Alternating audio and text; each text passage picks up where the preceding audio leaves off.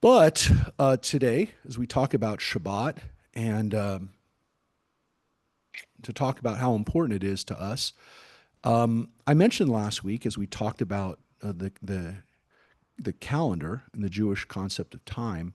I opened it with a quote from Abraham Joshua Heschel in his book on Shabbat, which I said is a very small book. It's a very short book, and it's not really a book. It's more like of a collection of sayings, almost, or paragraphs. But he wrote the book Shabbat, or the work about Shabbat, but it really is a statement about time. And he famously said that Shabbat is a sanctuary in time, a cathedral in time, is the way it's sometimes quoted. And so we're going to come back to what Heschel said about it. But there's another very famous quote about Shabbat, which is from a Jewish writer who lived about 100 years ago. Actually, he died about 100 years ago. He actually died in 1927, so it's about the 100th anniversary of his passing. His name was Asher Ginsburg, but no one called him Asher Ginsburg. They called him Ahad Ha'am. He was a guy who wrote, he started writing in what was then the Russia becoming the Soviet Union, because he lived there as it was kind of transitioning. So it's a very violent time to live in Russia. And he was called a Hadam, which means one of the people, a person of the man of the people, if you will. And he was raised in an Orthodox home, and then he decided to kind of follow Enlightenment thinkers, scientists, and Western thinkers. And he was one of the fathers of what we call cultural Zionism. He ended up moving to Israel. At the time, again, it was Turkish controlled, and then later on becomes the British mandate. And he was very close with Chaim Weizmann, who was the first president of Israel, a scientist himself who lived in Britain, but was also originally from the Soviet Union. But Ahad Ha'am wrote from the perspective of what's called cultural Zionism. He wasn't really, again, he was raised religious, but he eventually kind of didn't really follow Orthodox Judaism anymore. But he believed in cultural Zionism, and he was less concerned with what was called political Zionism, which was Theodor Herzl's idea. And he didn't get along with Theodor Herzl. They didn't like each other very much. And Theodor Herzl was a political Zionist, most importantly. He didn't really care that much about Jewish practice at all. He didn't really care that much about Jewish culture. What Theodor Herzl wanted was Jews to have a home. It was political Zionism, plain and simple. Political Zionism. He didn't care what it was that we did there. He just wanted us to have a home. That's it. By the way, this is getting off. We're going to talk about Zionism when we talk about the history of Israel. But it's interesting just to understand like how Jews emerged 100 years ago out of the shtetls and thought about their Judaism. And so they thought about things like Shabbat, they thought about Jewish practice. And Ahad Ha'am, unlike, and by the way, Theodor Herzl, he didn't care if people spoke Hebrew. As a matter of fact, he didn't want Hebrew as a language of Israel. Did you know that? He thought Hebrew was an old dead language. He didn't want it. You know what language he wanted them to speak in Israel? Nope. Oh, he hated Yiddish. Esther got it. German.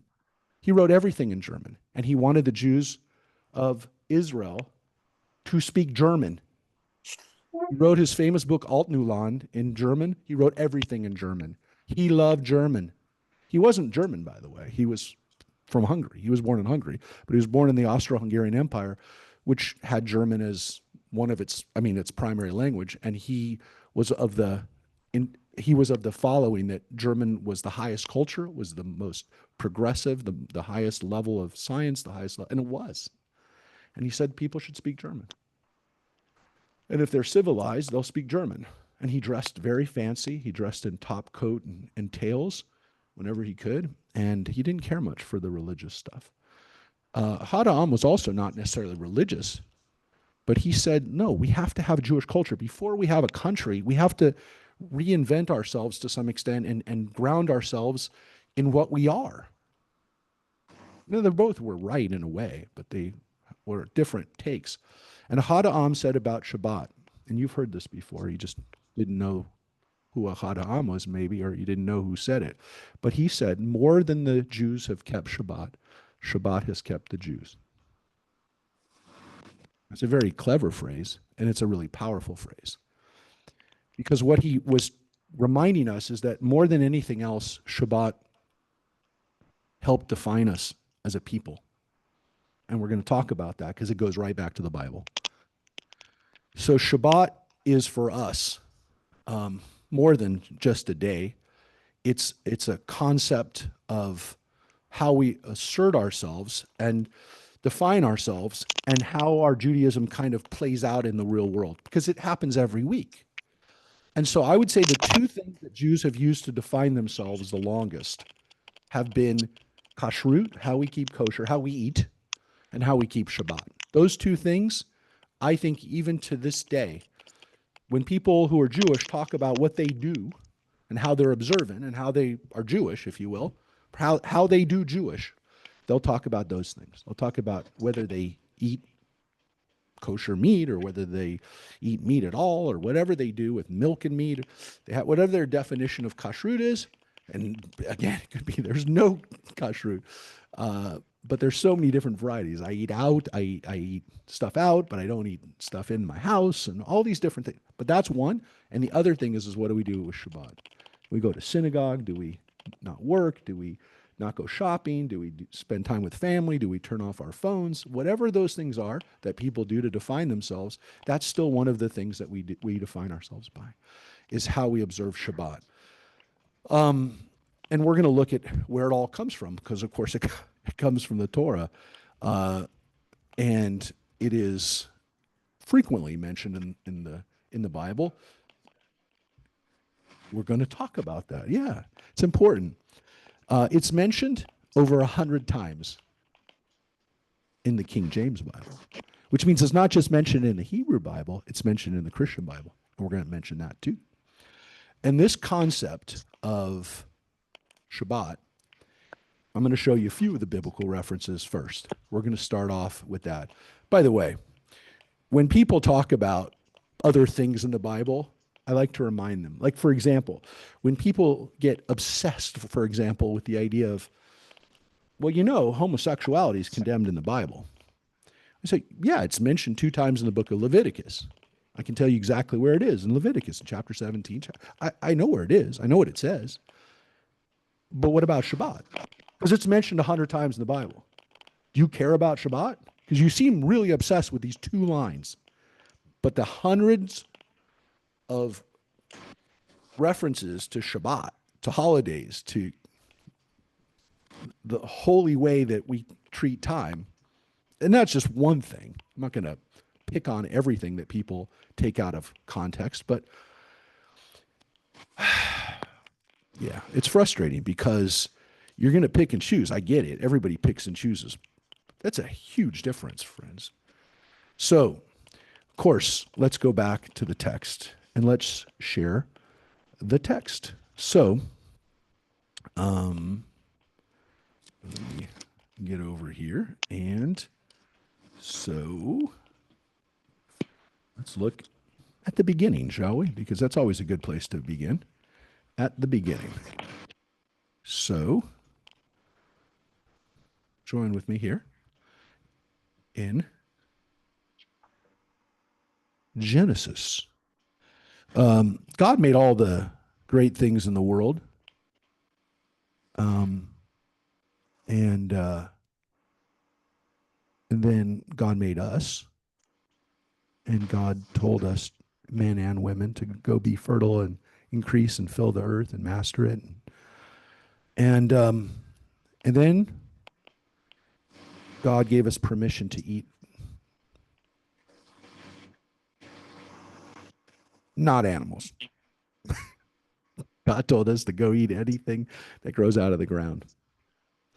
God does tell us later we can eat animals, but only during Noah, only after the time of Noah. So it seems like the first peoples were only supposed to eat that. And not only that, by the way, animals were only, seems like they were only supposed to eat green plants for food either. Anyways, God made everything and saw that it was very good Tov ma'od. Very good. Everything else was good. This was now very good. And then it says there was a sixth day. And then it says the heaven and earth were finished and all their array. And on the seventh day, God finished the work that had been undertaken. And God ceased on the seventh day from doing any of the work. All the melachto, all the work, melachto. That's an important word. We're going to come back to that. And it says that God rested. Vayishpot bayom hashvi'i. God rested on the seventh day. And it said God blessed the seventh day and declared it holy, having ceased on it from all the work of creation that God had done.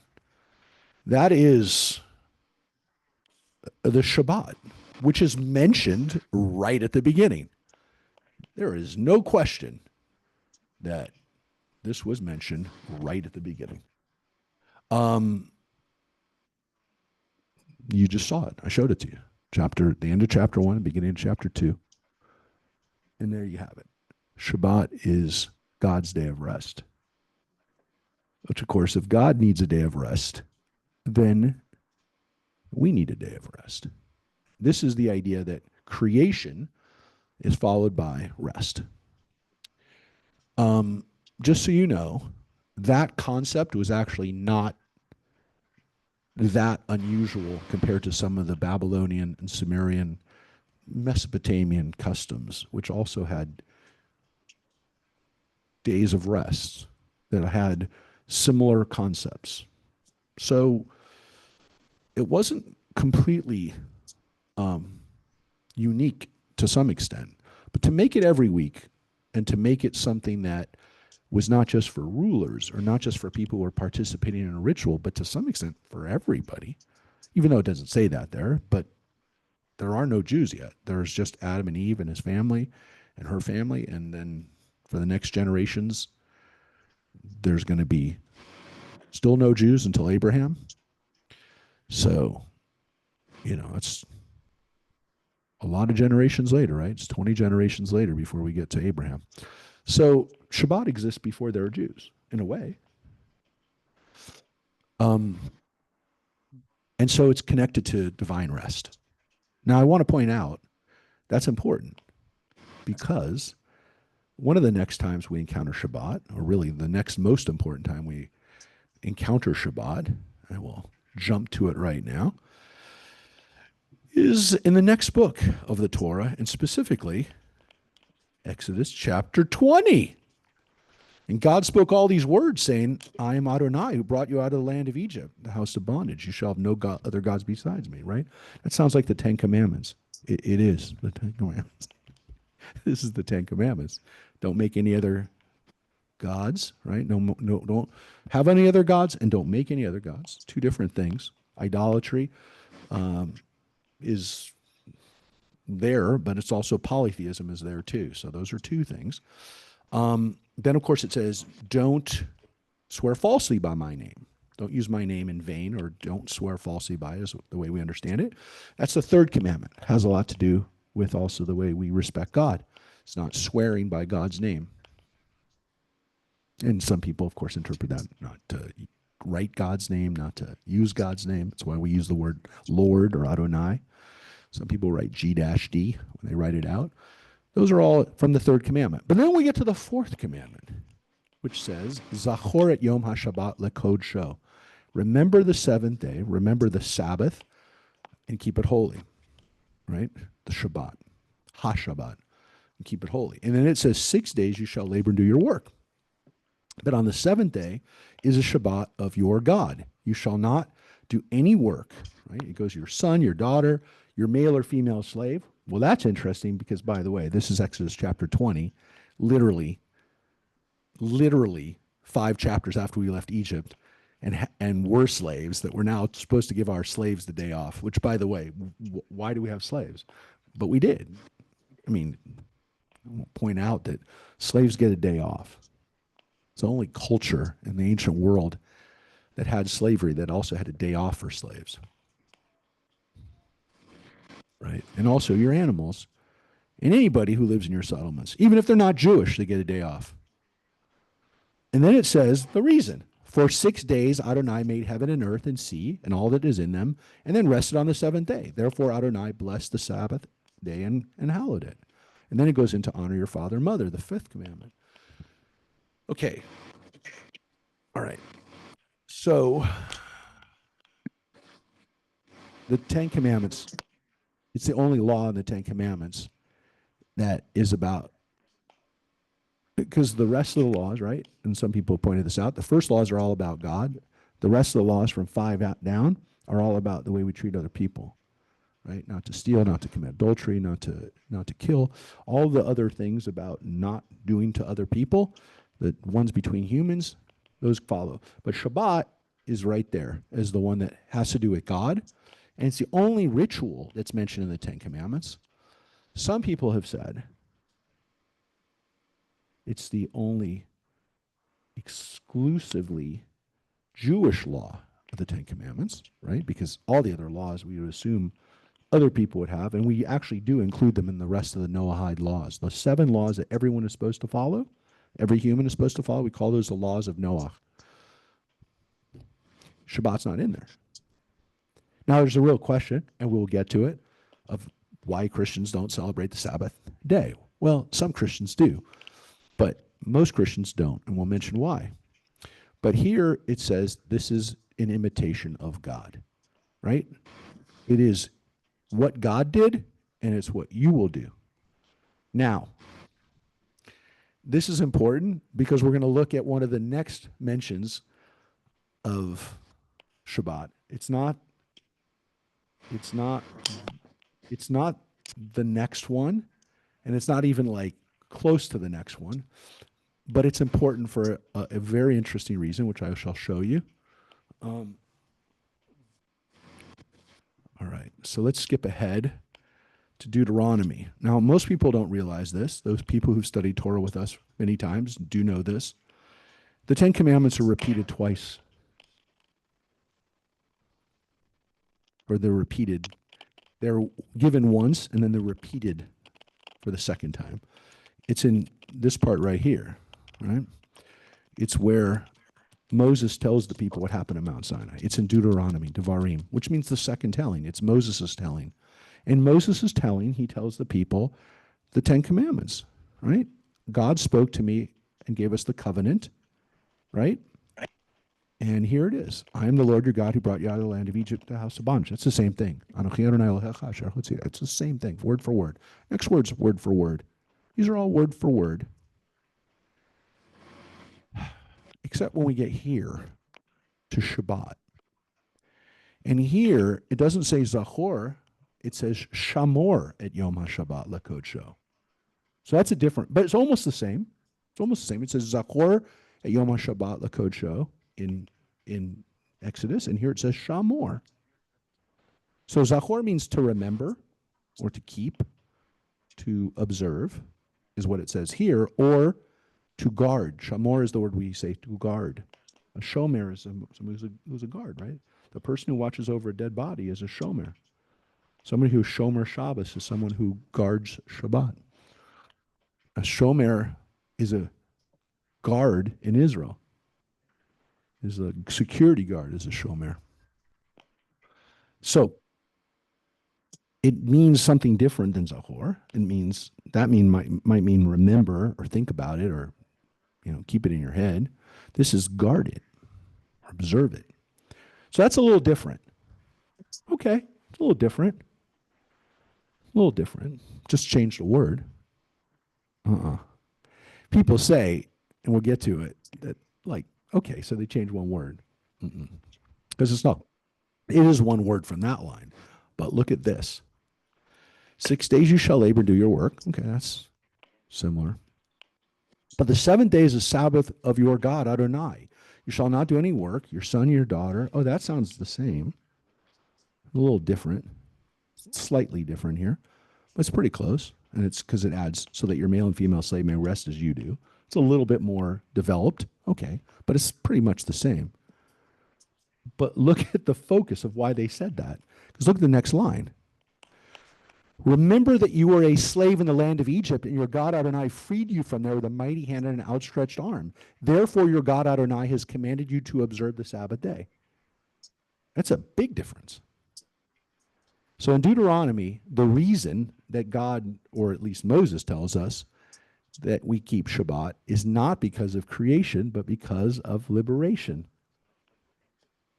It's not just a Zachor and Shamor. It's not just that difference. It's not just a difference of whether you remember it and you guard it. There's actually a full difference in the meaning for why we do it. There's one that's a universal meaning for everybody, which is it's creation and everyone was created. Not everyone experienced the liberation in Egypt. I mean, everyone's inspired by it. It inspired slaves in this country 150 years ago. But it was a particular, some people say, the universal is creation and the particular is Israel's liberation. But they're both given as reasons to keep Shabbat. And we actually say them both. Because when we make a kiddush on Shabbat evening, we do something very interesting. When we do the long version of the kiddush, we say in the kiddush,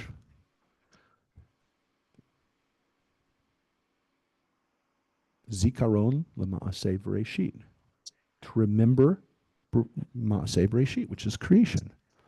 But we also say Zecher L'Tziat Mitzrayim. Now we have both words there, Zecher and Zikaron, which both mean, as we said, remember. But both are given in the Kiddush. The creation reason and the liberation reason. So both of those are part of why we keep Shabbat. So Shabbat is connected both to the obvious. So when people say, is Shabbat about God resting? Yes. But it's also about being liberated and remembering that liberation by not working on a certain day. To remind ourselves that we were once slaves, but a slave doesn't get a day off unless they work for a Jew. Otherwise, there's no day off for a slave. It's ridiculous. This was ridiculous. It was ridiculous. Now, most people would say that Jewish people are pretty hardworking people, right? Most people would look at us and go, well, they're pretty hardworking people. But we have laws about the work that we don't do on Shabbat. You know that. Now, a lot of people focus on that. I don't like focusing on that. I don't think Shabbat should be about what we say no to. I think it should be what we positively affirm as, what's important. What's important to us. What do we want to do that's joyful on Shabbat? Because Shabbat is supposed to be a day of joy. But a lot of people get hung up on the no's. And where do the no's come from? Well, they come from this part of Exodus. So this is after the Ten Commandments, but not far after. This is only 10 chapters later. We hear about the construction of the Mishkan, the tabernacle. And in chapter 31, we get this wonderful set of instructions of what we're supposed to do. And it says that Bezalel, this guy from the tribe of Judah, is going to know how to make all this stuff. And what's he going to do? He's going to make designs out of gold and silver and copper and cut stones. And he was always around doing handiwork. Yeah? Yeah, that's right. You did. You taught this class in Kitisa. Yeah, Kitisa. I was thinking about Mark Barton. He's doing all this stuff around the temple right now. He's done all this hard work fixing it up. But look at all this stuff they did. They made the sacred clothing for Aaron and the priests, and they made the oil, and they did all these things, right? And it's a lot of work. And then God said, though, right after that, speak to the Israelite people and say, nevertheless, you must keep my Shabbat, right? You must keep my Sabbaths, for this is a sign between me and you throughout the ages, that you may know that Adonai, I've consecrated, I made you holy. Right? We know that, but it comes right after. Look, it's talking about all the stuff we're supposed to do, and then all of a sudden we get this reminder of Shabbat. And it's pretty serious. One who profanes it can be, should be put to death. Whoever does work on it, that person shall be cut off.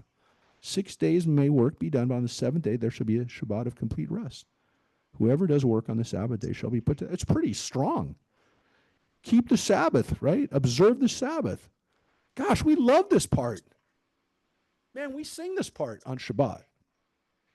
We say in verse 16, Veshamru v'nei Yisrael et Hashem. That's it. It's it. We sing it. We love that part. Keep the Shabbat throughout the days. It's a covenant, a brit olam, a sign between me and you that we have this day of rest, and it goes back to the Shabbat of creation, right? You know what part we don't sing? The line right before it. You shall be put to death. We don't sing that part. No, that part doesn't sound so good when it's sung. But the other part, we like that part. Yeah, so this is really important, and it comes right after all this important work. So if we do all this important work, right, but yet on Shabbat we don't do it, that means that if you and I have work to do around the house, it can't quite be as important as making the ark. You're not making the ark, so clearly your work can't be that important. If they don't build the ark on Shabbat, you don't work on your arts and crafts in your home, if you will. So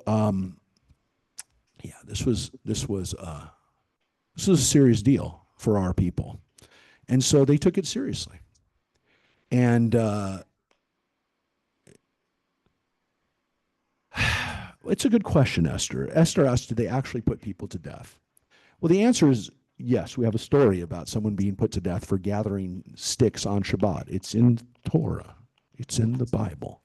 It's right there in the Torah that somebody did that, and they were brought forward, and they were put to death. There's also a story, by the way, of somebody violating the law of taking God's name in vain, and they're also put to death.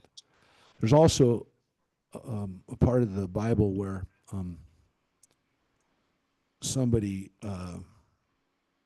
commits adultery that everybody knows about, and they don't get put to death, but their kingdom essentially becomes a disaster. The guy, by the way, is King David.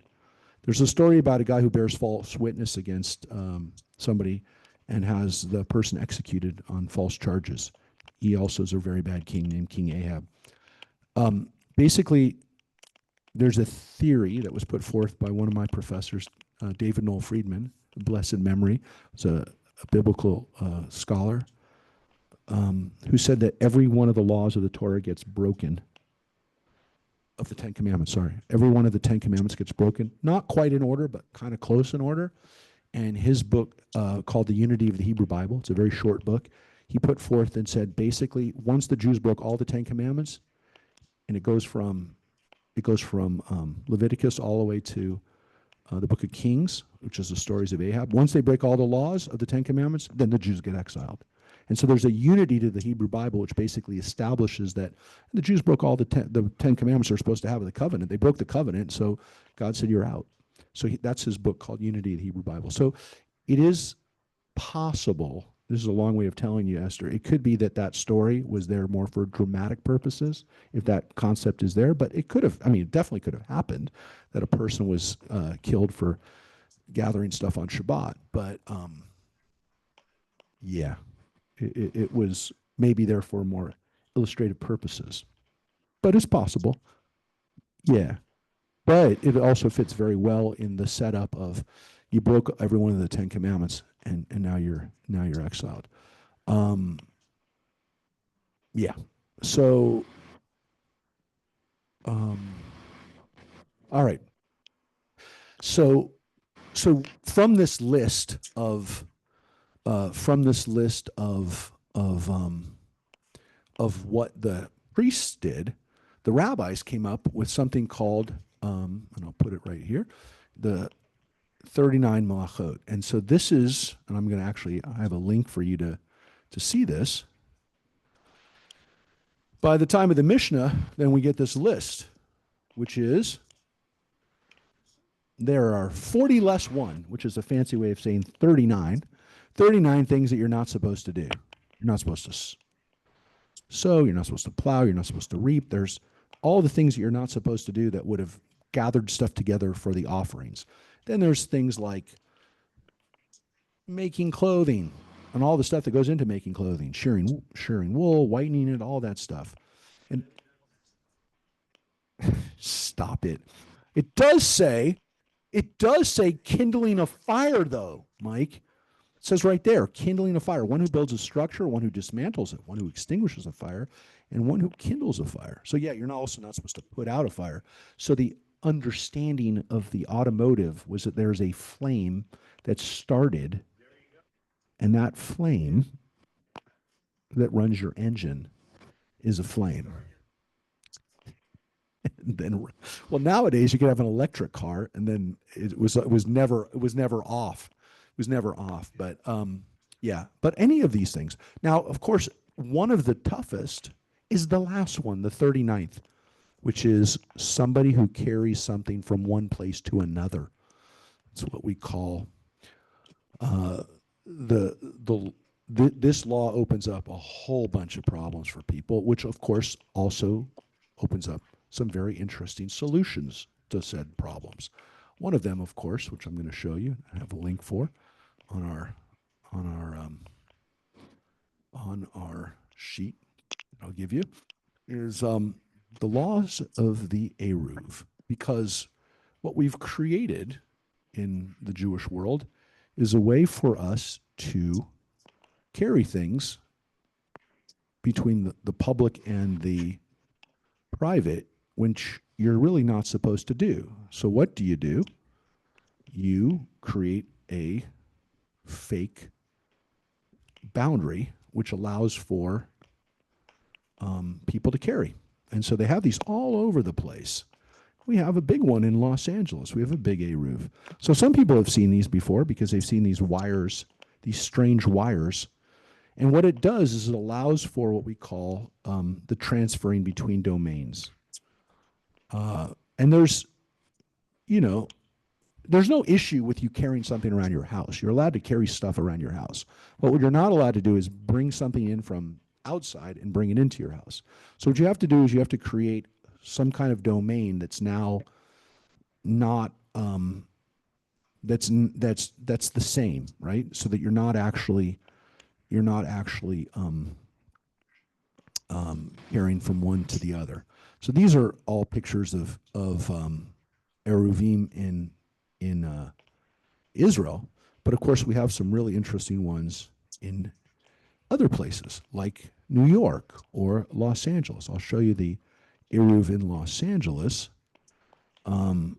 We have a very big Eruv, which is, I'll just show you this right now, which is the,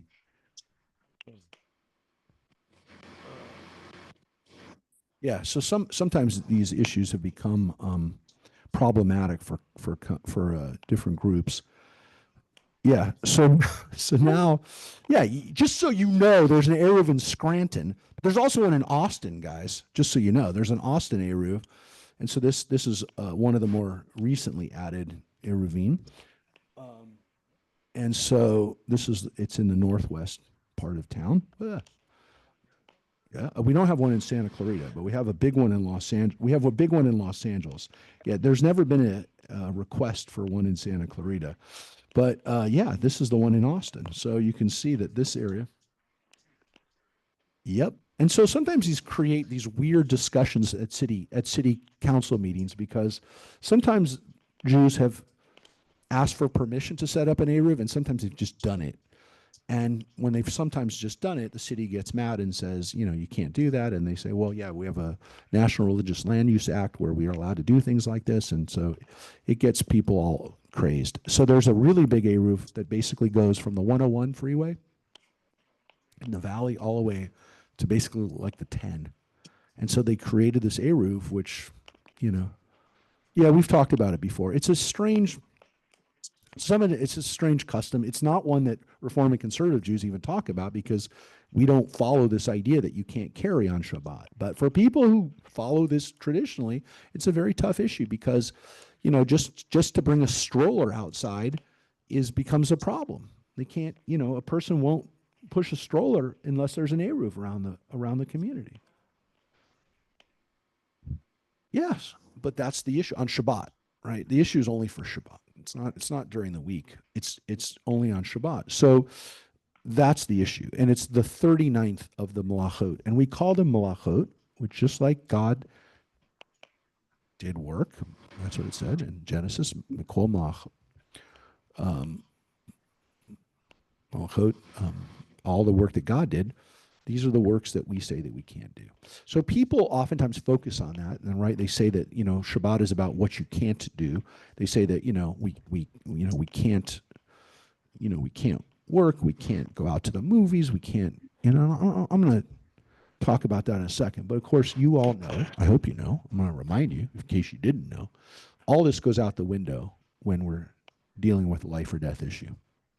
If you're a doctor and you're Jewish and you're Orthodox and you're called in to go to the hospital, you get in a car and you go to the hospital to save someone's life. There's no question about it. It's not even an issue. You don't have to ask anybody about it. You know that saving a life, you violate any of these laws. So understand that there's limits to this. But Shabbat became such an important time for us because we felt that by not working, we were asserting our freedom, and we were, again, as we said, we're behaving like God. Now, most people would say the Jewish people are pretty hardworking people. I'd say I would say of the things that we're known for in America, we're generally thought of as fairly hardworking people. I mean, I'd say some people would say that we work too hard. Maybe we're too successful, whatever the extreme you want to take of that. But very rarely will they call Jewish people lazy. I mean, I'm just being honest. See, those shiftless Jews, you don't hear that a lot. Well, guess what? The Romans called us shiftless Jews. The Romans made fun of us. And I'm talking about like the top Romans. I'm not talking about like random guys on the street. I'm talking about Seneca, the Roman philosopher who lived around the time of Jesus and the destruction of the temple. He lived through the crazy times of Caligula and Nero and all those wild guys. He said about Shabbat that the Jews lose through idleness about the seventh part of their life. They waste their time. That's what Seneca said. Very well-respected guy, by the way. People looked at Seneca as one of the great minds of the early Roman Empire. Tacitus, who lived around the same time, a little bit later, who was a senator but also a historian. He wrote a great history of the Roman Empire that was still, basis for what a lot of people. He wrote about the wars in Judea, by the way, too. So he was important for that. But one of the things he said about the Jews, he said about Shabbat, it's impious and abominable. And he claimed that because of he based it on kind of what he heard about Jews. He knew something about Jews. He said that they were drawn to idleness because of their experience of being slaves in Egypt. And that's why they wanted to be lazy, because they were slaves. So they're still lazy. And he said that we have a whole seventh year where we don't work. That he was kind of wrong about. We do have a seventh year where there's a remission of debts, but it's not. But yeah, he thought we were fools. One of the most famous Roman writers, satirists of the time, very famous, very, very, very famous and satirist, Juvenal, not Juvenile, but Juvenal. He lived around the same time too. He said in his book, The 14th Satire, he said that Jews give up every seventh day to idleness. Yeah, he didn't think we were very, very hardworking. The Romans thought that it's very important to work. No, they didn't have a day off. No, they had holidays. They didn't have a day off. They thought we were lazy people, lazy Jews. Of course, they also, by this time of Juvenal and Tacitus, They were also sick and tired of Jews getting out of line. And they didn't really like, they thought we were kind of crazy. Now, part of it was that we had a rebellion that cost them hundreds of thousands of soldiers and lots of money to put down. The Roman revolt, when Jerusalem was destroyed and the last fortress Masada fell, it cost them lots of legions and lots of money, and it was, they just couldn't figure it out. They just like, who fights over God? They couldn't understand, because like everybody else, like, just worship your God. We don't care. But they couldn't understand why like this was so important to us, and that our laws were worth dying and we would kill over them.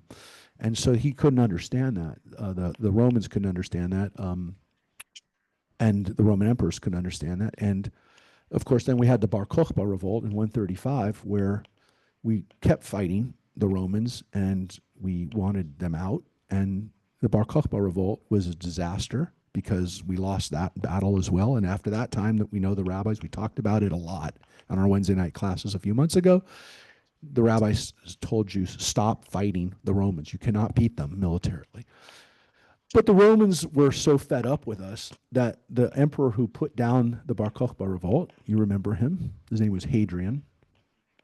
Hadrian actually outlawed Shabbat. He said, you can't follow Shabbat anymore. Coincidentally, around that time, Christians started moving away from Shabbat.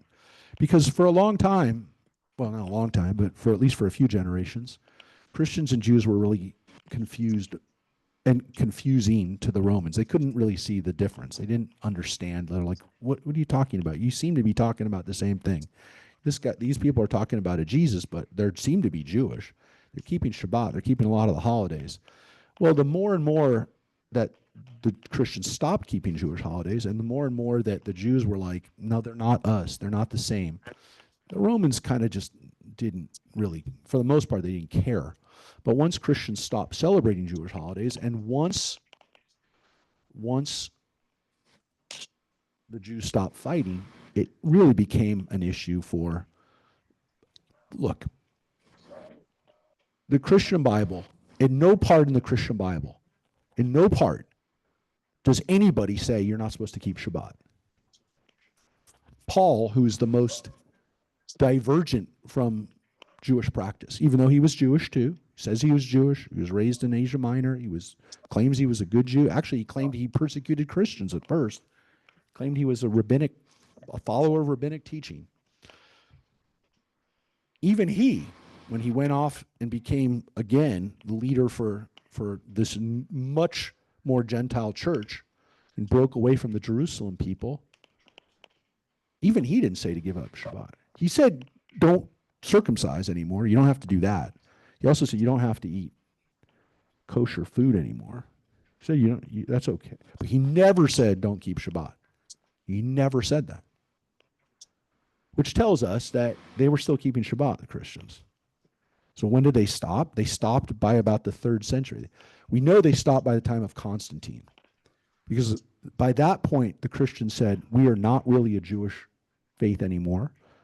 We don't really care that much about whether you think we're Jewish. We don't care anymore. So many of the Christians now were pagan, had been not from a Jewish background, that they didn't really care about the Jewish background anymore. And so they stopped keeping it. And the one who really helped make that happen was Constantine, because he was a follower of the sun god before he was a follower of Jesus. Remember, his mom had converted already. He was late to it. He was already in his late 30s by the time he became a Christian. But he had enjoyed life by the time he became a Christian, as a lot of people pointed out. He had a very good time living a fairly licentious life before he became a Christian. But he started saying, you don't have to just keep Sunday. We all worship the sun god. The sun god is he's the god of the army. If you're pagan, you were pagan, you can still keep Sunday. And Shabbat went out the window. But that's not until about the 300s. So for the first 200 years or so of Christianity, there's no indication that Christians were not celebrating Shabbat. Were they gathering on Sundays? Yes, they started gathering on Sundays, but they were not not officially given up the Sabbath day. And it never really left, because in Latin and in Spanish to this day, what is Saturday? Somebody, Spanish. Come on, guys. Sábado. It's the Sabbath. It's still part of the language. Never left. So Christianity made a conscious decision around that time to give it up, and that became a big difference then. Then Jews were no longer necessarily the Roman, they weren't, it wasn't the Roman charge of you're lazy, but you're following Jewish practice. But some Christians, especially about 200 years ago, especially in America, they were influenced by some of the early settlers of this country, Puritans or Pilgrims, who were pretty strict about Shabbat. They're pretty strict about the weekend, in that Sunday was not a day you had fun. You went to church, you rested, and in some cases, you also kept Saturdays. It's kind of how we developed the weekend here in America. We're those Puritan Pilgrim founders. And some of their followers went even further. About the time that Christianity in America moved into some of these great movements that we talk about, spiritual movements in this country, the Great Awakening, that's when Mormonism started, right? That's when Seventh-day Adventists started. That's when Jehovah's Witnesses started.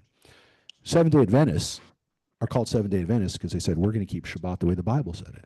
The Ten Commandments, the Seventh-day Adventists said, it says you're supposed to keep Shabbat in the Ten Commandments. Why are we not keeping Shabbat? Where in the Christian Bible does it say you're not supposed to keep Shabbat? And so they made it a strict part of their church. They don't go to church on Sundays. Seventh-day Adventists go to church on Saturday. That's their day of rest. And so they went back. They went back to the Torah on that. So Seventh-day groups, and Seventh-day Adventists were the largest and the most powerful, but they weren't the only group at that time. But they read the Bible and they said, we got to keep it. So that's how Shabbat became a differentiator between Jews and pagans, and then Jews and Christians. And again, to some extent, there's been some movement back, and there's more and more churches that are doing things on Saturdays that are trying to figure out how to kind of keep Shabbat, or have a group on Saturdays that meet, because we do have a weekend, and we do kind of create this space where it's at least possible to have a seventh day, so that maybe somebody would do something on Saturdays and then do something else on Sundays. Some churches have church groups that meet on Saturday evenings. So there are people who are trying to do that. And there have been some evangelical groups that have tried to incorporate more Sabbath practice. Some are even lighting candles, Shabbat candles. But not many, because the Torah never says to light Shabbat candles. And we want to mention that now. Many of the practices that we have on Shabbat are not mentioned in the Torah. Not working is clearly mentioned in the Torah. I showed you.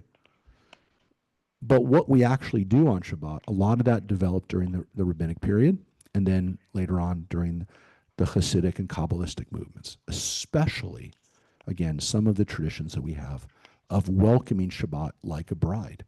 Because Shabbat is compared to us as a bride. And that first comes out really in the Kabbalistic writings in the Middle Ages, later Middle Ages, and specifically in Tzfat, in northern Israel, in those communities that were kind of revitalizing some of these Jewish ideas. And one of them, of course, is that Shabbat is a bride. It's where we get the Lachad Odi from. They wrote that, the Kabbalists who wrote that in Tzfat 500 years ago, were very taken by the idea that Shabbat was beautiful and was a aspect of the divine feminine. And so sometimes it was conflated. It was actually said that Shabbat is the female version of God, which we call the Shekhinah, that was the Shekhinah, the embodiment of the Shekhinah came to us on Shabbat. So that's a pretty wild idea. I mean, that's kind of taking some of these aspects of Jewish mysticism that we talked about, and we're going to talk about it when we talk about Kabbalah, and we'll get into that when we isolate and talk about Kabbalah. But I mentioned before that the Kabbalistic ideas, when we talked about Jewish theology, we're really trying to, how do we access God? How do we feel God? How do we connect with God? And one of the ways was by making Shabbat a day where we literally invited the bride into our homes. I mean, there was an intimate component to this, and it was intended that way. It was meant to be an intimate component of how we expressed our Judaism. Shabbat was supposed to be a taste of the world to come, and it was really kind of emphasized through this connection to God, but also, if you think about it, by making Shabbat so beautiful and so there was so much anticipation for it that in Hasidic communities, people would dance and they would sing on Shabbat, and they would literally make their lives, they would work their whole week around Shabbat. And you kind of see that a little bit, and they capture that obviously to some extent in Fiddler on the Roof. When you see the Sabbath prayer song and you see, I was going to show that, but you all know it. And when Tevye comes home on Shabbat and all he's been looking forward to is Shabbat, and you get it. You don't, it's not like, there's a lot of other things in that movie, so it's not like the only thing. But it's really moving to me when you see that depicted, that this poor milkman is so excited to have Shabbat. Like he can be a king today. And that it's amazing. Because that's what it was for our ancestors. And it wasn't that long ago that Shabbat was the treasure that they looked forward to. And it really did elevate people. Look, we're lucky. We live in a world today where most of us don't work like Tevye did. I mean, with all due respect, most of us don't have jobs like Tevye did. When his mule went down, he had to take the cart himself. Those kind of things, thank God we have bad days at work, but that's not usually what happens. And for our families, Shabbat was not what, like, so many people have come to think that Shabbat is about, like, I'm not supposed to work. I'm not, I'm like sitting at home in the dark. No, they didn't see it that way. Partly because they were sitting at home in the dark all the time, but it was such a gift for them that it wasn't like they were giving something up. When Jews came to this country, because they had so much more freedom, and because thankfully within a couple of generations, most of us were not pulling carts.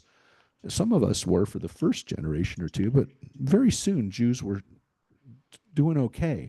Shabbat became much less of an issue. Now, again, I would say that it's a reflection to some extent of our assimilation, but it's also a reflection of the fact that we don't need Shabbat the way our ancestors did, because our lives are so much easier. But it is if we take on Shabbat as a way of kind of celebrating what we really want our world to be like, and for us, for it to be a taste of the world to come, like if we created heaven for ourselves, what would it be? And that's what Shabbat is supposed to be. And so I never explain it to people that, like, okay, well, don't do this on Shabbat. But what do you want to do on Shabbat that would make you feel like this is heaven on earth? Yeah.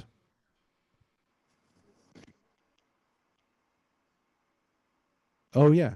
Yeah. So Esther's question, sex was considered to be, and again, the Kabbalists and Sfat talked about it. It was, yes, most definitely, Shabbat was supposed to be the day that if you hadn't had sex all week, that you were supposed to have sex on Shabbat. So they really did say that this was one of the things that should be joyful, hopefully joyful, was that people would have, would have sex on Shabbat. Now there are, because that's an issue, because on Yom Kippur, for example, you're not supposed to have sex, right? It's a day that you're actually not supposed to have sex on Yom Kippur. It's supposed to be, that's giving something up. So you give up the things that your body would normally do, but on Shabbat, you're supposed to enjoy meals. So what's interesting is that for many centuries, Jews would oftentimes fast during some of the days of the week. And some Jews fasted like way too much. It was part of their kind of like ascetic behavior of like showing how holy they were. They would fast a lot. You're not allowed to fast on Shabbat. The only exception is when Yom Kippur falls on Shabbat. Tisha B'Av falls on Shabbat. We're going to talk about Tisha B'Av, the holiday. When we talk about holidays, we just had it a little over a month ago. Tisha B'Av, if it's on Shabbat, it gets moved to the 10th. You don't fast on Tisha B'Av on Saturdays. You fast on Sunday. Yom Kippur is the only exception. So fasting you don't do on Shabbat because it's the exact opposite of what you're supposed to do. You're supposed to have 3 meals on Shabbat. People didn't always have 3 meals. But on Shabbat, you have 3 meals. The tradition of having the Shalosh Seudah, called Salashudis in Ashkenazi. Salashudis is the 3rd meal. You're supposed to have had a late lunch or a, kind of a pre-dinner, whatever. You have that 3rd meal.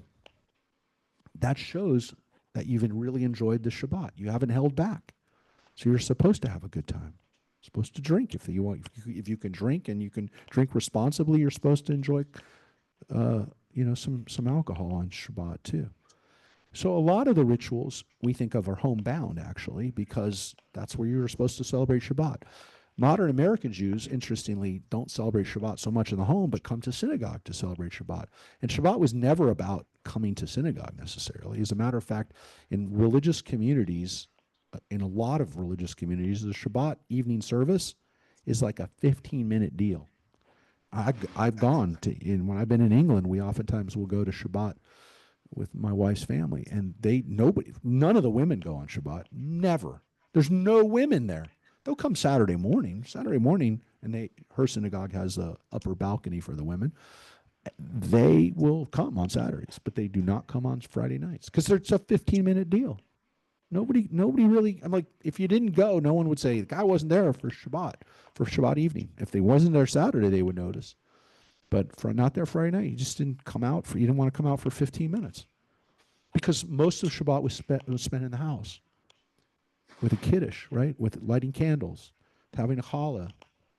It's all part of the joy of Shabbat.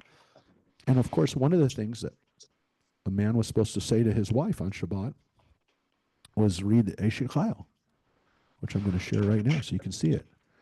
Actually, I'm printing it out. I've added it to the stuff that will be for this day, for this session. This is the Eshet Chayil, the woman of valor. That you were supposed to say this every Shabbat. You were supposed to say this to your wife. The paragraph is from the book of Proverbs. It's from chapter 31. Eshet Chayil mi yimtza, right? A woman of valor, who can find? Her price is far above rubies. And it talks about all the wonderful things that a woman does, which is that she works, by the way. Interesting, in the biblical period, that women worked. But of course, she also takes care of her house. She takes care of her family, but she also takes care of the needy, right? And of course, what should this all, of course, end with? Her children should rise up and bless her. And her husband should sing her praises. And how does he do that? By doing this every Shabbat. So every week, a woman was supposed to be praised at the table, and it still is in traditional homes.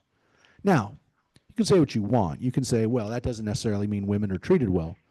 Okay. I didn't say every Orthodox woman's treated well. Never said that. But I do tell you that this type of established tradition, it's hard to argue. It's hard to argue that this creates at least some respect for what a woman does with her life. That it should never be looked at without appreciation and with an understanding of how many things a woman does. I read this once at a high holiday service to my wife in front of everybody, and it was one of the best received things I've ever done. Because by my wife was embarrassed. My wife was embarrassed, but several people remembered it and said it was one of the most powerful things that they've seen because I was doing it to recognize how much my wife does for the community, which she does. But it was and I don't do it every Shabbat. She doesn't. It's not that she doesn't like it. She just it. I do other stuff. I'll bring her flowers. Not every Shabbat, but most Fridays, if it's a more restful Shabbat, we do that. And so I want to finish off with this rest of the time we have tonight. We're talking about, so what does it mean for us today? Because it's definitely a challenge. A lot of us find keeping Shabbat a challenge. And of course, one of the things we enjoy doing, and we have a great time this Friday night having Beatles Shabbat, that we'll have a chance to celebrate Shabbat as a community. So community is definitely one of the really important things that people do. And that's one of the reasons why people go to synagogue, at conservative, reform, Orthodox, whatever they do on Shabbat, oftentimes will find some time. But I told you, in some synagogues, and especially in Orthodox synagogues, it's Saturday morning. It's not Friday night. Look, it doesn't matter. The Reform movement kind of changed, and the conservative movement definitely followed, by creating a Friday night service that was like going out to the theater or something like that. I mean, I'm not saying ours like the theater, but Beatles Shabbat maybe will be more like that. But the idea that you went to services at 8 o'clock, 7:30, 8 o'clock, was a fairly new idea. Because in the Orthodox world, you do Shabbos, you go to services right at sundown, and you come home and you have dinner. And that's really nice because you have a leisurely dinner. Most rabbis in the Reform and Conservative world will tell you Shabbat dinner is not leisurely and enjoyable when you have to go to services at a certain time. It really creates a Shabbat that at least Friday night dinner is abbreviated. Now, look, for me, and we've rotated between having Shabbat at 7 o'clock and having Shabbat at 8 o'clock. The advantage for Shabbat at 8 o'clock was I could have dinner at 6 o'clock. And, we try to set aside an hour for dinner. And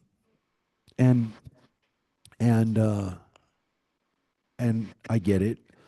And 7 o'clock is just, we're not going to have dinner after because we're going to get home at 9 o'clock. So we're not going to have dinner after. So we just have a dinner at 5.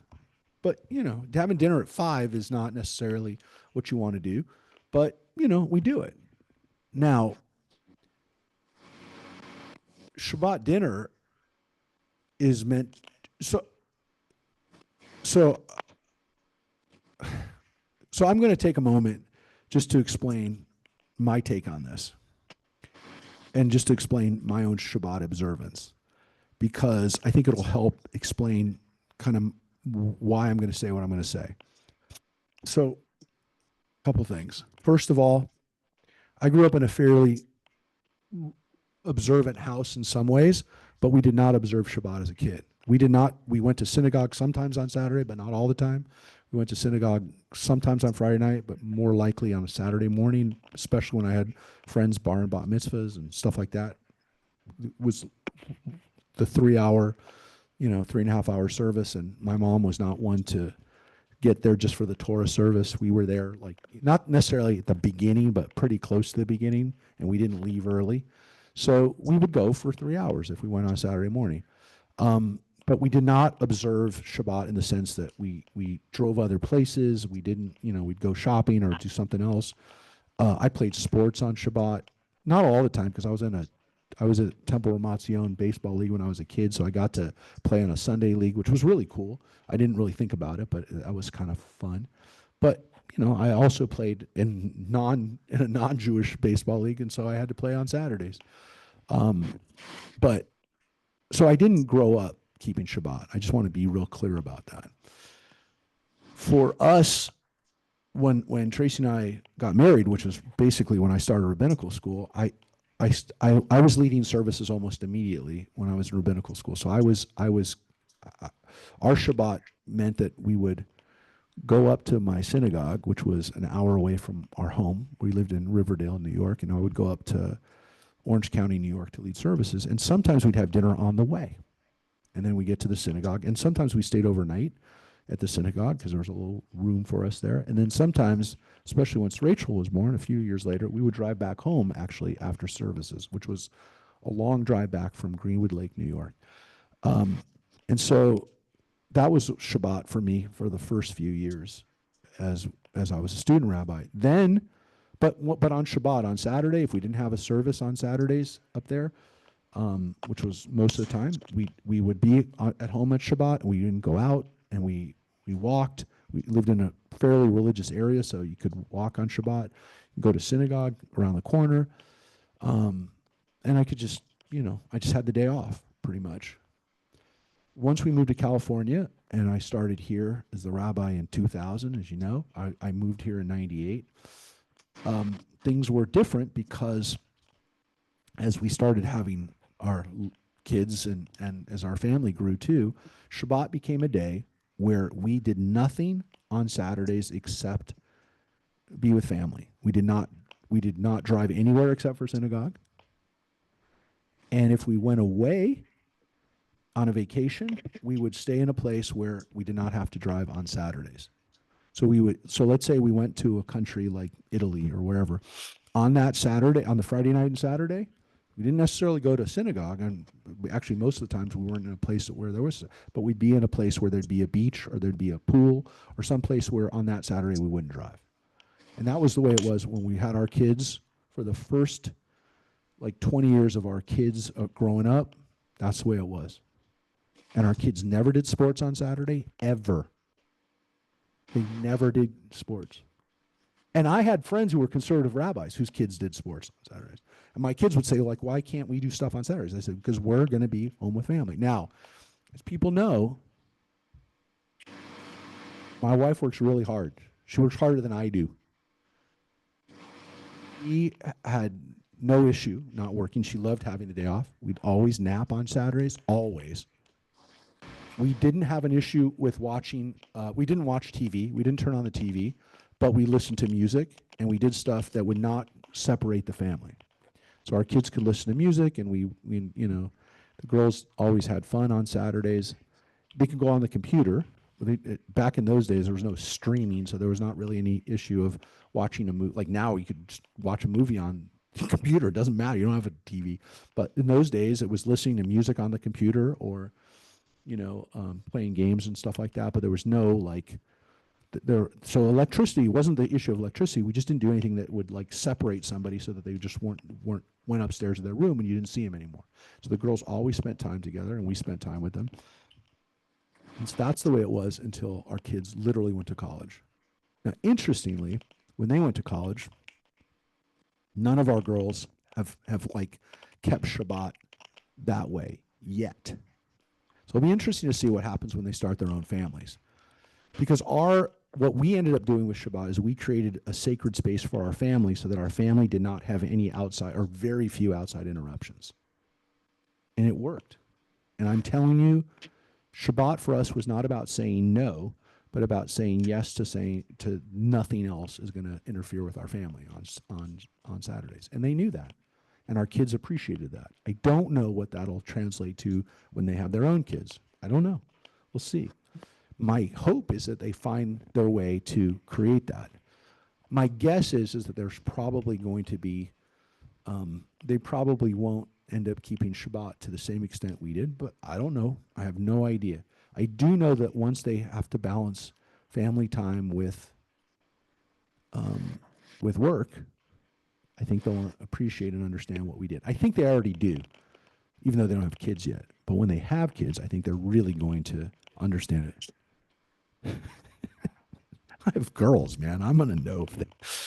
So they, we'll see what they do. But that's what we did. Now, I will say in the last few years, partly because of COVID, partly because of our kids not being at home, we're not as strict on Shabbat as we used to be.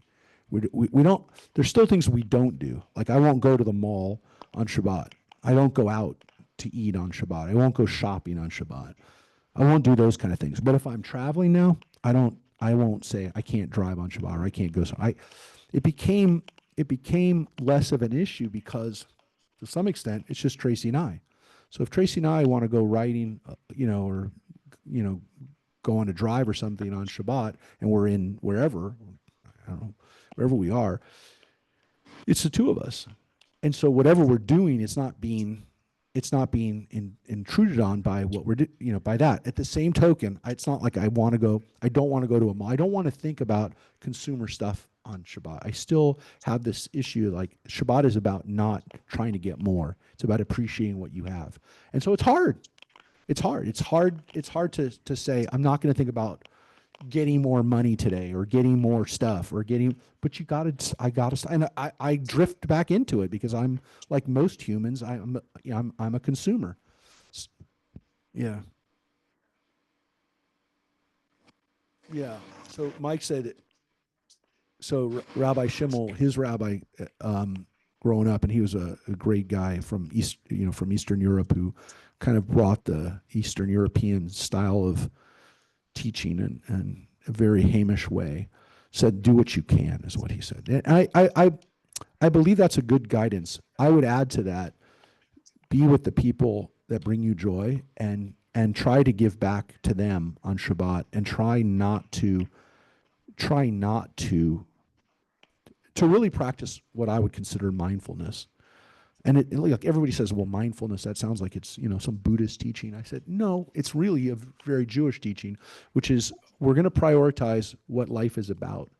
And it's what I said. If you created the ultimate way of living, look, Shabbat is tough when you're on vacation, right? Because every day is Shabbat.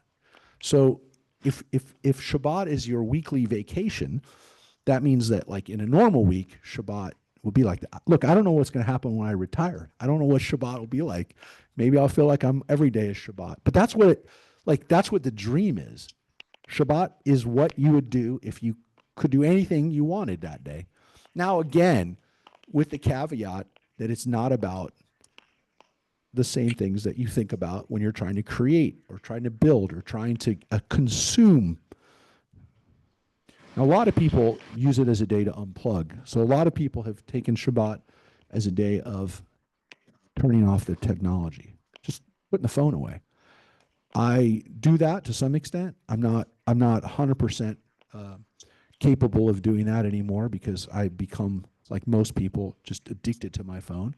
And I'm not even a social media person, but there's always something to do on the phone.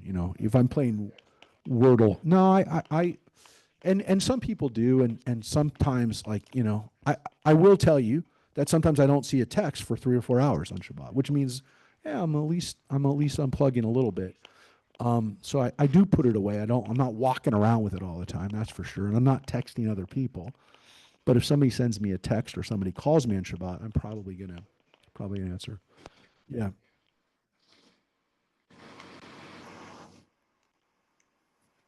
Yeah.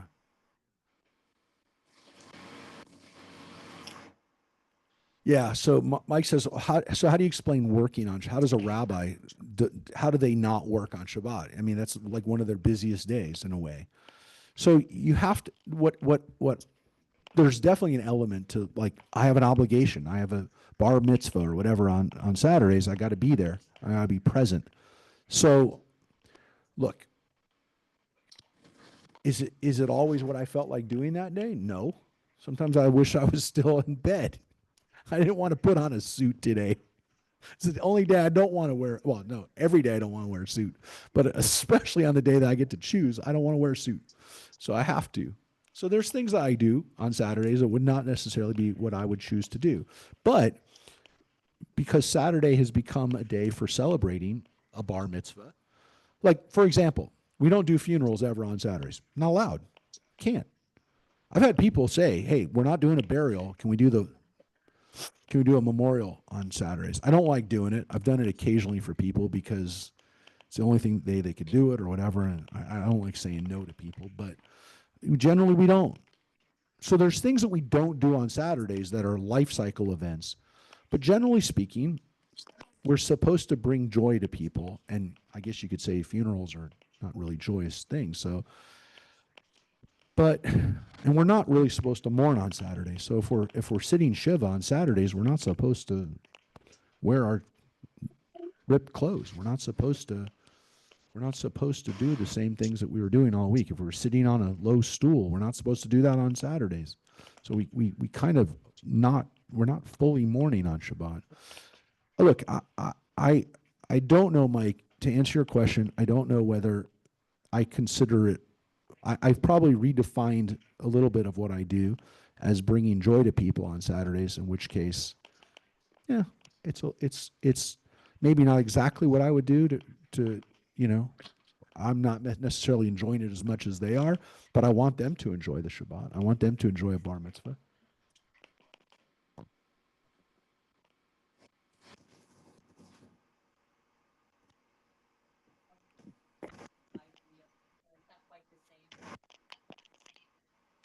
I think, I mean, I think there's that. I think there's also, like, if you're if you're emulate, or if you're trying to have people enjoy Shabbat, sometimes you've got to do something that maybe isn't the way you would do it. But if I'm helping people enjoy Shabbat, and it's not like, I mean, I guess you could make the argument, if I was performing on stage on Shabbat, if I was singing, which there are Orthodox singers who won't perform on Shabbat. Matzis Yahu wouldn't. We used to not perform on Shabbat. There's a couple other Jewish musicians who wouldn't perform on Shabbat. But it's not really a performance, and because what I'm doing is bringing Shabbat to people, I can make the argument that I'm doing something that is, again, helping more people celebrate Shabbat. So it's like a trade-off, and I maybe I've rationalized it, but I do think that bringing people joy on Shabbat by doing Jewish stuff is worth me putting on a suit. I mean, look, I wish we could all, just sit around and wear whatever we wanted and just sing but look, people expect a bar mitzvah. The person's wearing a suit, the bar mitzvah kid's wearing nice clothes, and so you get a little dressed up and you have you do something a little bit more formal. But I hope that with all of that people enjoy Shabbat, and so that's my trade-off. Like, yeah.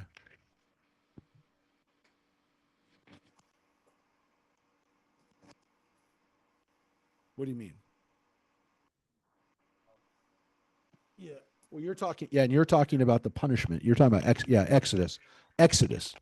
Yeah. Jen,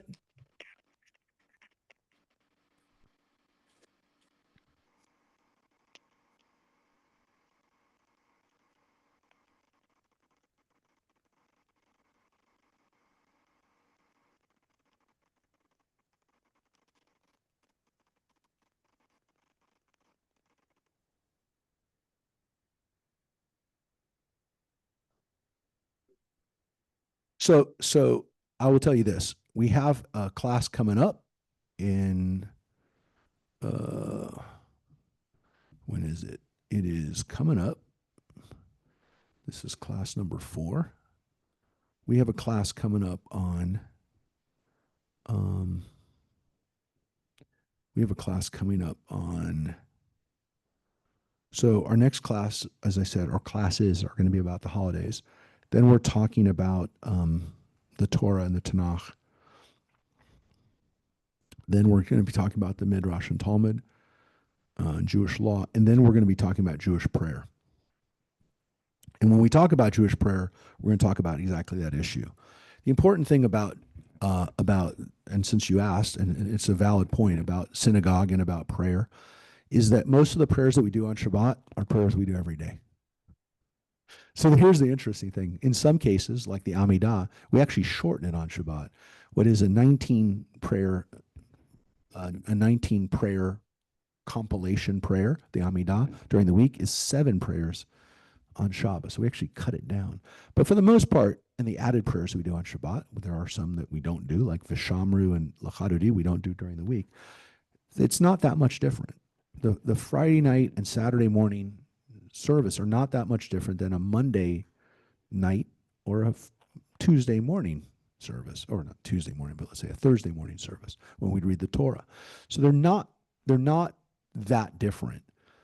We think about it different. Well, we think about it because we don't go to services to a minion, most of us, during the week. So we don't really think about it because we think about Fridays and Saturdays as the time where we pray. But I will say this, because that is when we oftentimes pray, the only other time that we make a distinction between that is if we come to Rosh Hashanah or Yom Kippur. And then we're like, oh, you mean that's a little bit like the Shabbat service that we do? But it's not. It's like the daily service that we do every day. So what we really need to and we'll talk about it. We talk about Jewish prayer and about how it developed and what is part of what the structure of our prayers are. It's pretty much the same.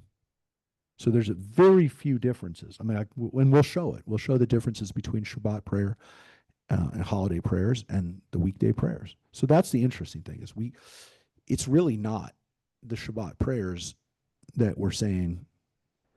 I mean, understand that 3 times a day we're traditionally praying, and those 3 times a day that we pray are pretty much the same every day of the week. So when you say, well, we do the same prayers every week, no, we do the same prayers every day. And not only do we do the same prayers every day, we're supposed to say the Amidah 3 times a day. We're supposed to say the Aleinu 3 times a day. The Shema we do twice a day. But think about that. I mean, that's every day. So, yeah, not too long ago, if we had family that was very religious, that's what they did. Now, by the way, there's differences of opinion on how much prayer every day Tevye did, for example. Did he pray every day, or did he go to synagogue on Mondays and Thursdays and then Shabbat on Shabbat morning? Notice, by the way, he doesn't go and we don't know how many milkmen went to services went to the synagogue on a Friday night, or how many just had Shabbos at home and then went Saturday morning. So it probably again is more of a modern thing that we do this Friday night show, if you will. And yeah, this Friday night is going to be a big show. That's a good way to end. It's the big shoe, and it really is because it's the Beatles. So it is. It really is the big shoe.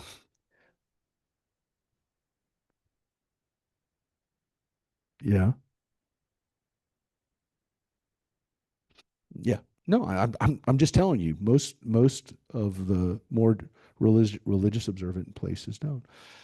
So yeah, but what we do on our trips to Israel is we always take people to the Kotel on Friday night, because then you can at least see what some people do in Israel who are religious who go to the Kotel on Friday nights, and how they celebrate at the wall. But it's not like what you'd think. I mean, it's singing and dancing, and it's having a moment of celebration for Shabbat, but it's not what you would call going to synagogue. So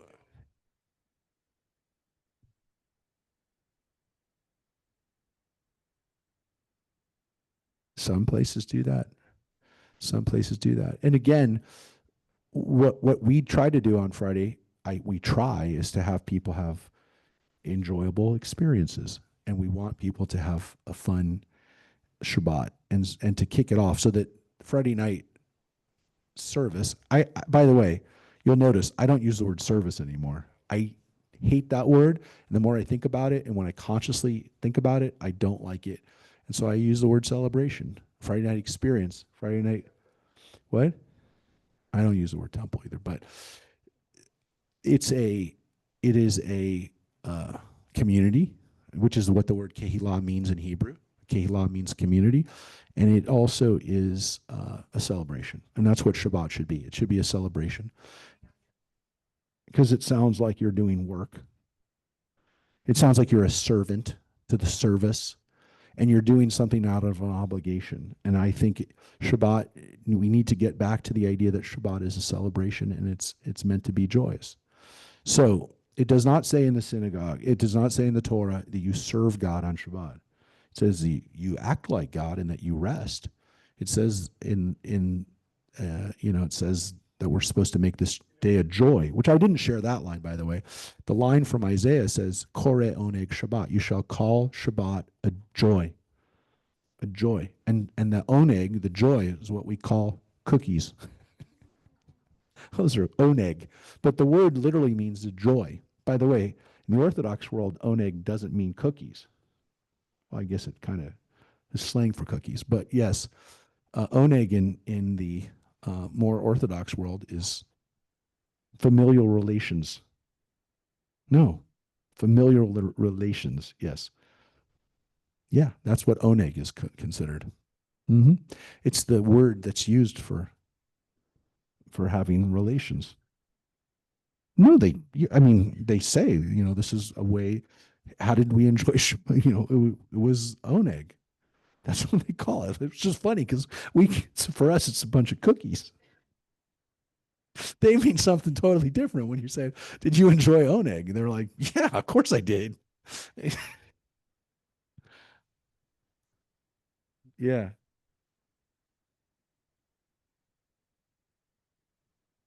yeah, yeah.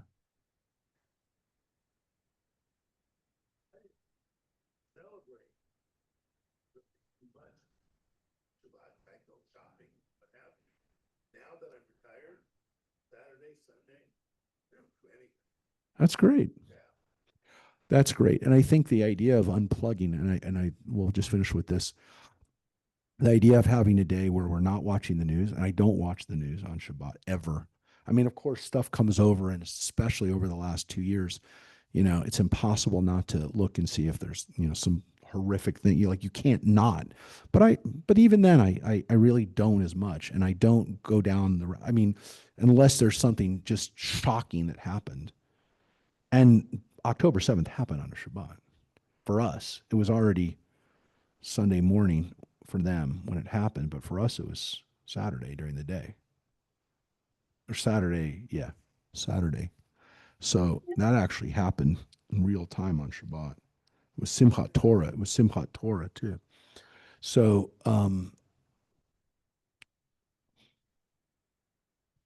698. So yeah, so it'll be 700 on the night of on Friday night.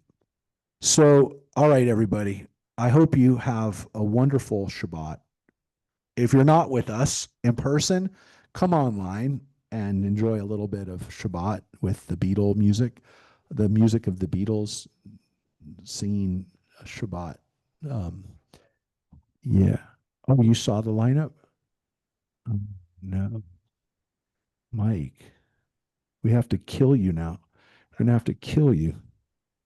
So, yeah, we're gonna stone you, like it says in the. So yeah, and if you can't come to Shabbat with us, just have some enjoyment on Shabbat. I really hope that you have something that you can do on Shabbat that'll bring you joy. So thank you everybody for being here. Again, we do not have class next Wednesday.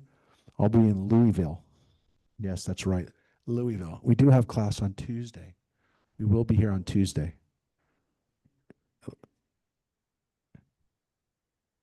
What? In Louisville? It's a long story, but I'll be with family. So, all right, folks, we will see you Friday night, maybe for Shabbat. Take care, and thanks everybody for being here. Thank you to the Facebook world too. I know there were some people on Facebook. Bye-bye. Bye.